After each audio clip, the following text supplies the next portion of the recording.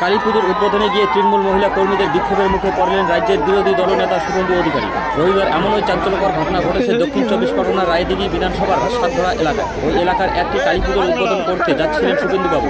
সেই সময় দক্ষিণ বিষ্ণুপুর মোড়ে হঠাৎ বাধা। তৃণমূলের মহিলা কর্মীরা হাতে প্ল্যাকার্ড নিয়ে রাস্তা ঘেরাও করেন।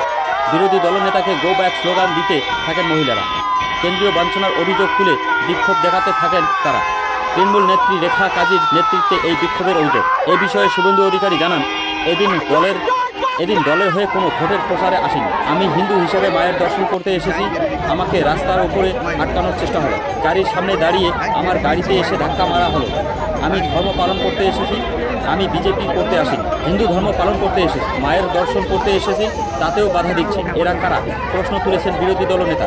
এই বিষয়ে দক্ষিণ চব্বিশ পরগনা জেলা পরিষদের সদস্য কেয়া মণ্ডল জানান, বাংলার শ্রমিকের উপর অত্যাচার বন্ধ করুন, তারপর রাজনীতি করুন। বাংলার গরিব মানুষের ঘরের টাকা দিন, তারপর রাজনীতি করুন।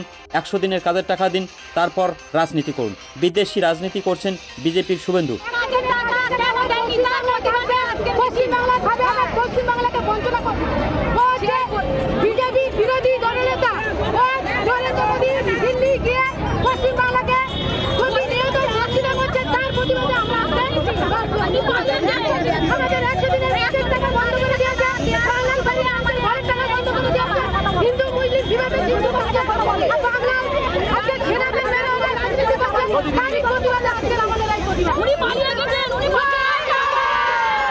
আপনারা জানেন যে ভারতীয় জনতা পার্টি ওরা একটা গুজরাটি পার্টি, বাংলার কৃষ্টি সংস্কৃতিকে ওরা মানে না।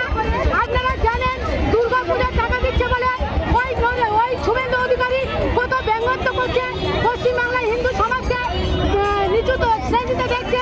আবার সেই শুভেন্দু অধিকারী আজকে এটাই আজকের আমরা বাংলার আজকের মন্দির বাজারে সাধারণ মানুষ তার তীব্র প্রতিবাদ জানাচ্ছে। জেলা পরিষদের সদস্য